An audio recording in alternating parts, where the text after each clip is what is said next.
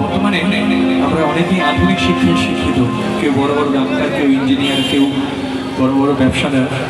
তো দিনের শেষে যখন বাড়ি ফিরে যখন বাবা মায়ের ছায়ার তলায় তো ছোট থেকে বড় হই, সেই ছায়াটাই যখন একটা সময় ভারী বলে মনে হয়, পরপর মনে হয়, তখন সেই বাবা মাকেই বোঝা হিসেবে মনে হওয়ার জন্য অন্য কোথাও রেখে আসতে হয়, নিজের প্রাইভেসি যাতে নষ্ট না হয়।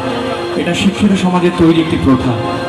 এই প্রথাকে নিয়েই রচিতার একটি অনবদ্য গান, যেই গান আজীবন মানুষের মনে এপার ওপার, ছেলে আমার মস্ত মানুষ,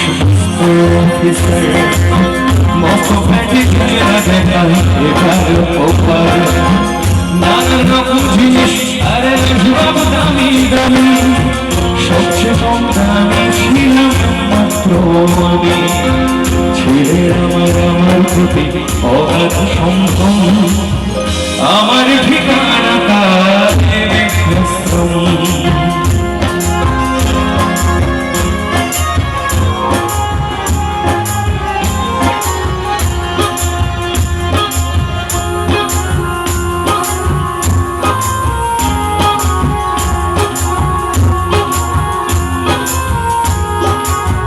নিজের হাতে ভাতে ভেবে পারবো না তো খোকা, বলতো আমি না তো কি করবি খোকা, খুলিয়ে কাঁদতো খোকা আমার কথা শুনে, খোকা বোধহয় আর কাঁদে না, বুঝি তার মনে।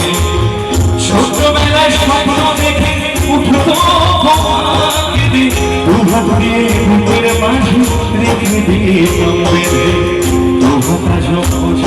ভুলে যায় যে একদম আমার ঠিকানাটা দেবে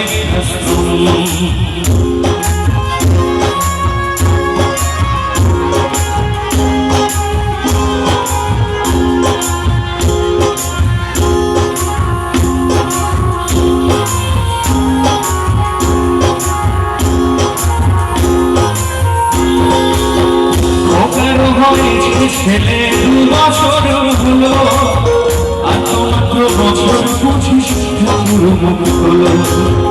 100 বছর বাঁচতে চাই এখন আমার সোনা, 25 বছর পরে খবর হবে পুনশা। আশ্রমের এই ঘরটা ছোট, জায়গা অনেক বেশি, ওখানে দুজনেতে থাকবো পাশাপাশি। সেই দিনটার স্বপ্ন দেখে ভীষণ রকম,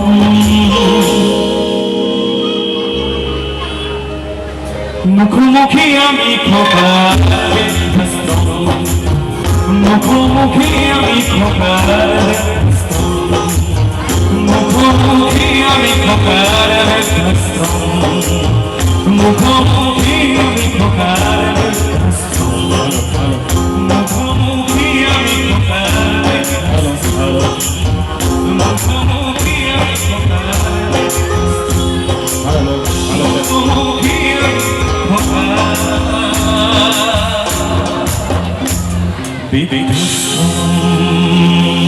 ধন্যবাদ জানাই, ধন্যবাদ।